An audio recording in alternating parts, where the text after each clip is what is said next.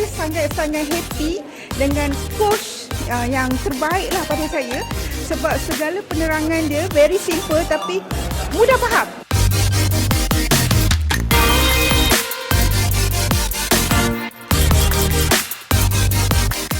Saya dapat banyak sangat info yang selama ni saya menggunakan TikTok Shop tapi sekadar orang kata mengguna secara biasa. Tapi bila hari ni datang saja training hari ni, banyak sangat ilmu yang saya dapat dan saya rasa saya teruja sangat untuk menjadikan TikTok Shop ni sebagai satu platform perniagaan online saya lah.